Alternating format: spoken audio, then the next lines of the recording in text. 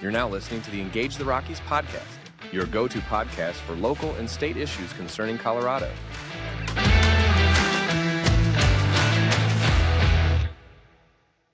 Hello, Colorado. This is the Engage the Rockies podcast. I am your host, Jarvis Caldwell, Executive Director of Engage the Rockies. Today, we're talking Colorado Springs housing affordability and a new report that came out from an organization that we are huge fans of here in Colorado Springs. And our special guest today is Kelly Caufield. Kelly is the Executive Director of the Common Sense Institute. The Common Sense Institute is a nonpartisan research organization dedicated to the protection and promotion of Colorado's economy. CSI's mission is to examine the fiscal impacts of policies, initiatives, and proposed laws so that Coloradans are educated and informed on issues impacting their lives. Kelly, thank you so much for joining us. Thank you so much for this opportunity. Love Engage the Rockies and love what you guys are doing. Thank you so much. We really appreciate that. So this report that we're going to be discussing today is called the Colorado Springs Housing Affordability Report 2024. I believe it was published in May of 2024. And I want to give a quick kind of big picture statistics on housing in Colorado, and just say that this report analyzes housing affordability trends and estimates whether there's a deficit or a surplus of housing units in Colorado Springs. So since 2005, an estimated 117,000 new residents have come to the city of Colorado Springs, and the average priced home rose during that time 119% from $218,700 to $449,100 as of February 2024. So this housing is close to my heart. I was a realtor a few years back. For the audience who doesn't know, I don't know if I've discussed it on the podcast. So I got my real estate license in March of 2020 on a Monday. And if you recall, in March of 2020, it was that same week on Thursday is when the governor basically came out with some executive orders, and the whole world felt like it came crashing down because of COVID. And so my 2 years in real estate was navigating kind of the chaos going on there, and kind of some of the chaos that we'll cover today in the housing market. So I'm looking forward to this as much as anyone else. So Kelly, let's start off kind of big picture. How's the housing market currently in Colorado Springs? Absolutely. Jarvis, I first just want to say Common Sense Institute does a variety of statewide analyses on all issues important to the Colorado economy. So housing, homelessness, crime, healthcare, education, workforce, energy, water. But we're doing more and more local analyses. So last year we did a lot of reports for Denver, Colorado Springs, Aurora, Fort Collins, Grand Junction. We went really deep in the issues that poll after poll show Coloradans care the most about, and that's housing, homelessness, and crime. Right. And this year, we're back at it. We love studying Colorado Springs. I think you have a very dynamic mayor. We were briefing city council just earlier this week on this report, and happy to share some of those top line findings with you. When we're looking at the housing market, there's a few different ways that you can really assess the health of a housing market. And one of the ways that Common Sense Institute looks at the data is looking at what is the housing deficit. So why don't we just start there? Okay. As the report shows, in Colorado Springs in 2023, the housing deficit was somewhere between 16,000 to 27,000 units. That's really substantial. And that's because of what you already noted. People want to come to Colorado Springs. We can't build enough houses to keep up with that population growth. And based on our numbers, based on that shortfall, in order to meet the growth and to meet the demand and close that housing deficit, Colorado developers would need to be producing somewhere between 32,000 and 43,000 units to be built by 2028 to close that current gap. Wow, that's incredible. Yeah, so because I had my real estate license in 2020, and some things that we'll talk about here in a second, like with interest rates, and the demand was through the roof. I think something COVID did was it really opened up people's ability to work from home. And I know a neighbor of mine in 2020 moved in across the street, and she moved from California, and her job is in California, and she was living just across the street from us. And so the demand just kind of went through the roof, and I know, checking our MLS, right, that realtors use to track houses that are available. I mean, there were times when there were like 10 to 20 houses on the market for that certain price range. We may get into price range here in a few minutes, but there was plenty of $1 million plus homes on the market, but most of your price range are people a lot lower than that. And it was just incredible. I mean, whenever a house would go on the market, it was like, I mean, it was a mad rush. I don't know how anybody could be a part-time realtor, because when something went on the market, you were literally booking a showing within, I mean, if you didn't get it within a couple minutes, it was going to be booked up through the entire weekend. And so, when you talk about deficit there, that's something that certainly comes to mind, that just a shortage of houses in general. Okay. Now we're going to kind of get into something I touched on, which is, what's causing this current housing market to slow? So it's two factors. It's these Mhm. outrageously high interest rates, and it's these elevated housing prices. The Yeah. affordability of purchasing a home in Colorado Springs is at an all-time low. And Mhm. according to our data, in just the past 10 years, the cost, which is the purchase price plus the mortgage cost of purchasing a home, has increased by 83%. And Wow. a lot of that has really spiked in those last 3 years. So Mhm. I do think, I live in Denver. I go down to the Springs a lot. I love driving south on 25 and going to Colorado Springs. My blood pressure automatically decreases when I see the wide open spaces and get out of the city of Denver. But I think a big part of what we're seeing is, just like you said, with COVID, you had a lot of people moving, and these cities are very attractive to Mhm. people. And we're seeing a huge demand, but people cannot afford the available housing supply stock. Jarvis, on page 19 of our report, and Mhm. I'm this specific because we're really proud of it at Common Sense. Our senior economist, Dr. Byers, really wanted to better understand what we were seeing as a gap. So, what he modeled was, what is the value of available housing stock versus what is the capacity of an average household in Colorado to afford the mortgage? We wanted to Mhm. see what the mismatch looked like. And not surprisingly, we found that Colorado Springs has a pretty healthy amount of housing units for those with mortgage capacity under 300,000. So lower income could always do Mhm. more, but there was some capacity in that $300,000 level and below. And on the wealthier end, for someone with a household with a mortgage capacity closer to 1 million and up. We Yeah. love the Colorado Springs home builders, Colorado Springs Chamber. We've got tremendous partners of CSI down in the Springs.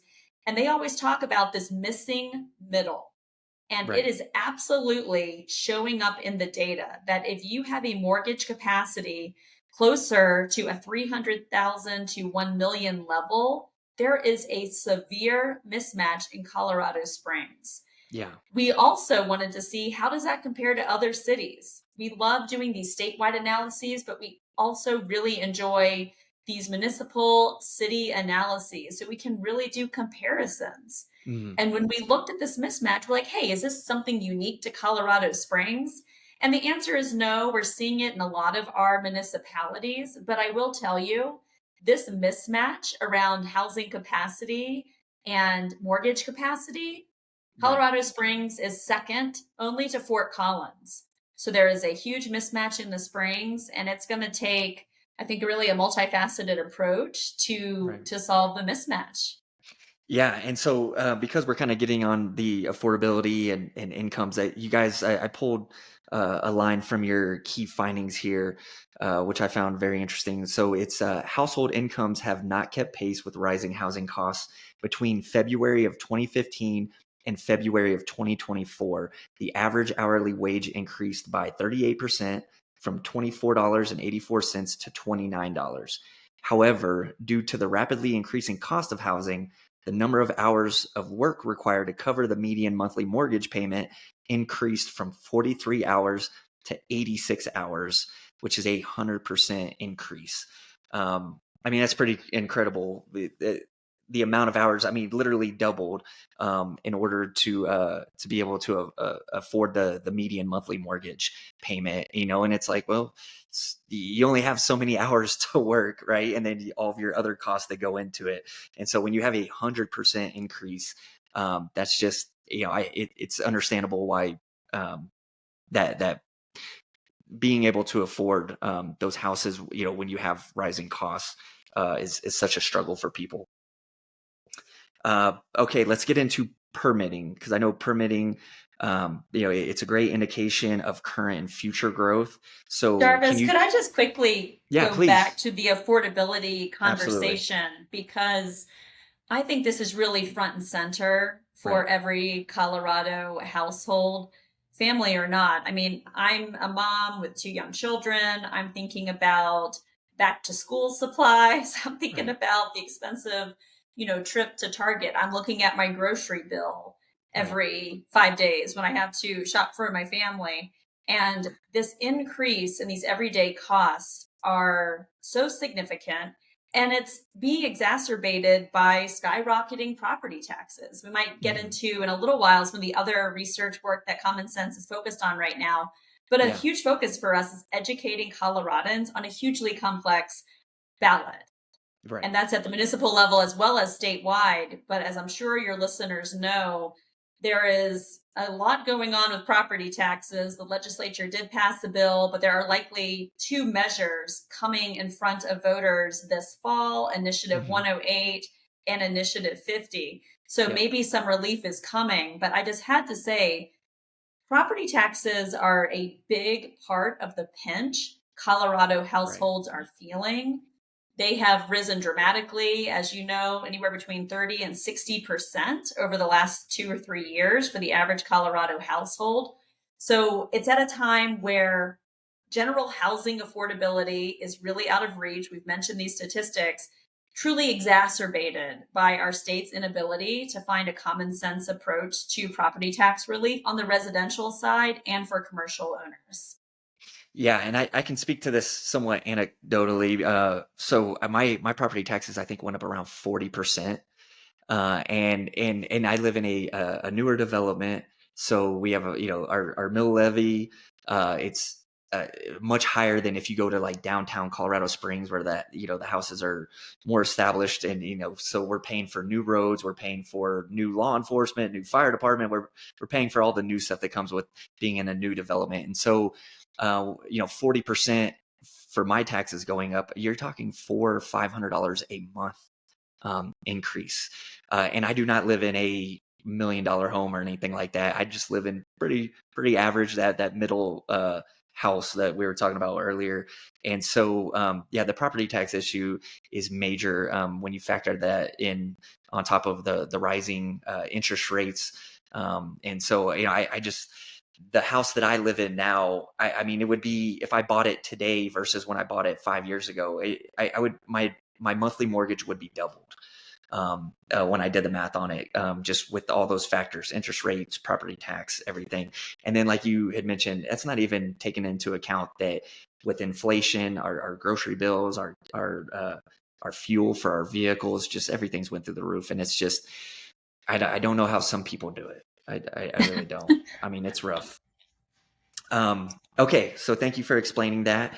We'll jump into permitting. As I said, it's a great indication of current and future growth. So how are the permitting numbers looking right now in that regard?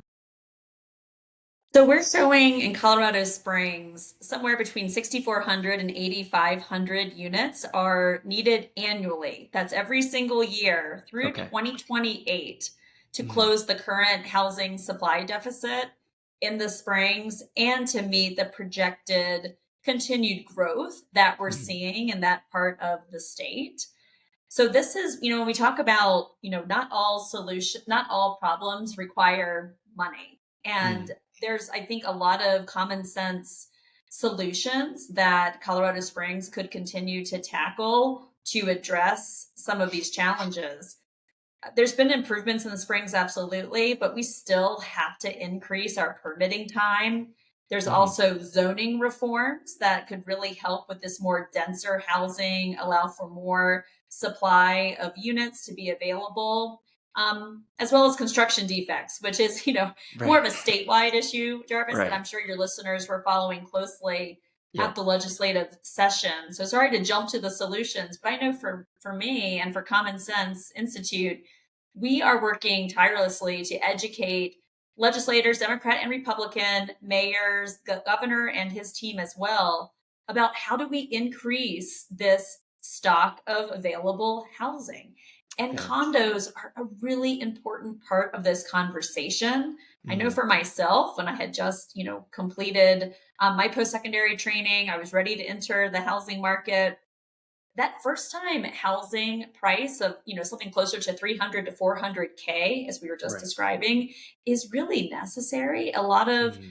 people who are trying to buy their first home may not be able to afford a full house, but could afford a condo, which is at a more Right. appropriate pricing point. So again, jump into solutions here, Yeah. but we would really encourage the legislature to, again, consider condo defect reform. We got Hmm. very close this past legislative session. It did completely pass one chamber, it stalled out in the second chamber.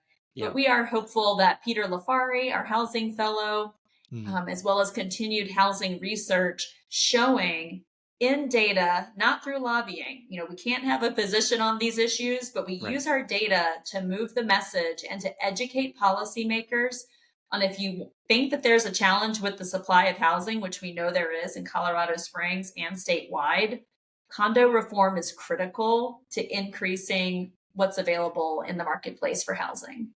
Yeah, absolutely. And I mean, and condos, so as you mentioned, condos are great options, especially for, you're just getting out there in the world and you're getting on your feet, and maybe you just can't take on the big cost of owning a single family home, or maybe it's just you or you and one other person, and you don't need a big 4 or 5 bedroom house. And so condos offer a good option there. And also for our older population, right? So a lot of people, they're empty nesters, they're retired now, their kids have moved out, and maybe they're going to do a lot of traveling or things like that, or maybe they don't need the maintenance of owning a single family home, so they need something smaller that they don't have to worry about the yard and all those trash pickup and all that stuff. Just make it simpler living for them. And condos are a great option. And like you mentioned, we have talked about this before about construction defects. And like you said, it almost got through last year, or excuse me, this year.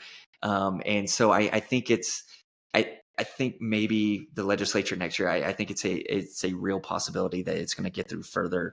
And I have noticed that it actually, for the listeners here, I highly encourage you to go to your website to pull up the full report, because there's so much more than what we're just talking about here. I mean, there's actual breakdown of, this is the percentage of single family homes that were built, going back in the early 2000s, I think even the 90s in your report. And then this is the percentage of single family homes that are built today. And so you can see the breakdown of how many more apartments are being built versus condos versus single family homes.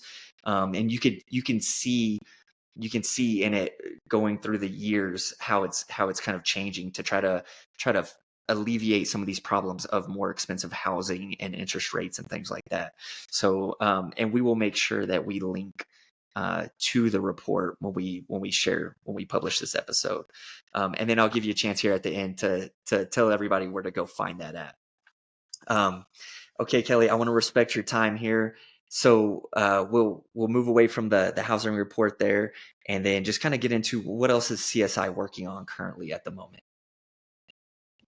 We are squarely focused right now on the 2024 ballot. This is work that really excites me as a Colorado resident who each election year am really amazed at how Mhm. long the statewide ballot, and I live in the city of Denver, our municipal ballot is, and the important place everyday citizens like myself are in to navigate ballot measures. Mhm. So we are studying about 10 ballot measures right now that will be put in front of voters. And we don't advocate, Jarvis. So we're not going to Right. say vote yes, vote no. That's not what we're going to do. Mhm. We are here for the facts. We are here for the data. We trust people to make their own opinions that make sense for their family, from their perspective. But we want to empower voters with the data that they need. So just Mhm. today, we released our first analysis. We will be trickling them out really every 3 or 4 days. So would love to come back on and have some of our fellows. We work with Absolutely. 10 bipartisan policy fellows. Would love to have them on too. But today's analysis was really focusing on a slaughterhouse ban that is in front of Denver voters this fall.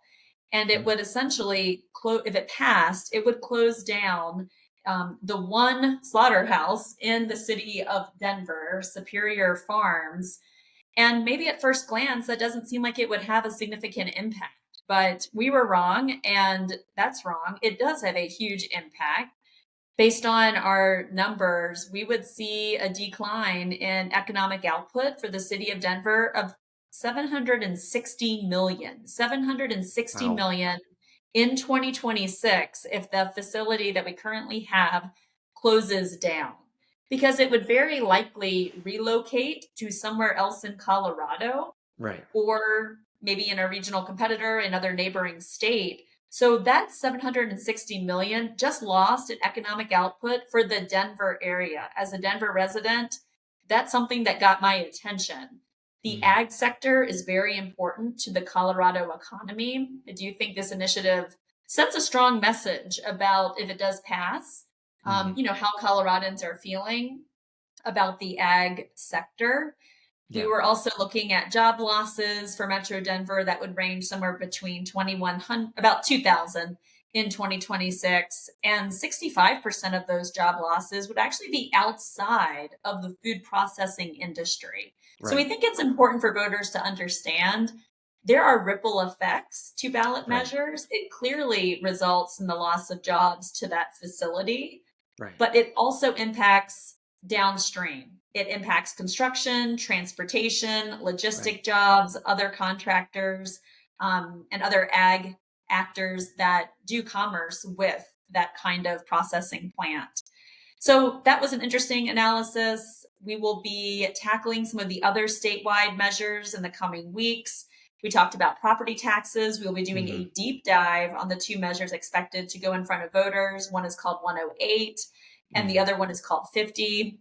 We're also analyzing a restriction proposed on mountain lions, bobcats, and lynx. So there is what I Mhm. call a big cat gaming restriction where you would no longer be able to hunt these kind of Right. animals in Colorado. Also, very likely impacting the Colorado economy and the tourism and the impacts to ag we will be measuring. So, Yeah. more to come, and would welcome an opportunity to come back and dig in on some of those statewide ballot issues. Yeah, absolutely. So I mean, a saying that it's probably my most favorite saying is that there's no solutions, there's only trade-offs, right? And so I think what CSI does is just so important because it's not just as simple as, oh, well, we're going to close a slaughterhouse, right? And it's never that simple. Like you said, there's huge economic impact there for taxes, for jobs, for everything that goes along with that, and or even hunting, like you said. A lot of people don't think of it from a tourist standpoint, right? It's just, oh, well, we're gonna save the animals, but there might be impact to the environment from that because the way animals regulate each other. There's the tourist side of it. People come here for hunting or for whatever reasons, so it's never just as simple as, oh, this is an easy issue to ban something or close something down. So, what CSI does is so important because you really, and you're coming at it from a nonpartisan, unbiased way, which is very important because I think the issue when we talk with people nowadays is if it's, whether they read a news article or something like that, they always feel like there's this agenda attached to it and that they're not getting the full story. So that's probably the biggest thing I appreciate about CSI is you guys are very fair. if whether there's a good thing about it or a bad thing about it, you're going to cover all the issues on it. And so, unless there was anything else that you wanted to cover on there, I'm very, very much looking forward to the ballot 50 and what was the other one? I'm sorry. 108. Yeah. 108. Okay, 50 and 108. We've had Michael Fields on here to talk about some other things, but I think he had mentioned they were still in the signature gathering process early on. And then Christy Byrne Brown from Advanced Colorado, who they're the ones who are pushing those ballot initiatives. We've had them on before. And so, we look forward to you all CSI's analysis of this. And so hopefully that'll come out soon, and then we'll bring you guys on to discuss that as well. Because again, like anything else, it's like, oh yeah, cut taxes. Okay, great idea. Everybody loves cutting taxes. But then the question becomes, okay, well, how is this going to affect funding for local governments or for state government and other things like that, right? There's always second and third order consequences that you have to take into consideration. So Kelly, if there's nothing else you want to talk about, I want to thank you for your time. I appreciate you coming on here. If people want to find out more about Common Sense Institute, where can they go? Thanks, Jarvis. We will also be analyzing a student school choice measure that is qualifying for the ballot, as well as one to increase police funding. So meant to mention those two. Awesome. All of this work and all of these analyses will be available on our website. Our work is for the public. It's public good. No password required. So it's commonsenseinstituteco.org. I'll say it one more time. It is a mouthful. commonsenseinstituteco.org, or put us into Google, Common Sense Institute Colorado. Thank you so much. Yeah, absolutely. And I highly recommend, if you appreciate the work of CSI, go sign up to their email distribution system. And then when these reports come out, you will get an email, and then you just follow the link, and then you'll be on their website. So again, Kelly, thank you so much. We really appreciate it. And we look forward to having more of your fellows and other people associated with CSI on to discuss these issues, because they're important. Thank you so much. Thank you. Thank you for listening to the Engage the Rockies podcast, your go-to podcast for local and state issues concerning Colorado.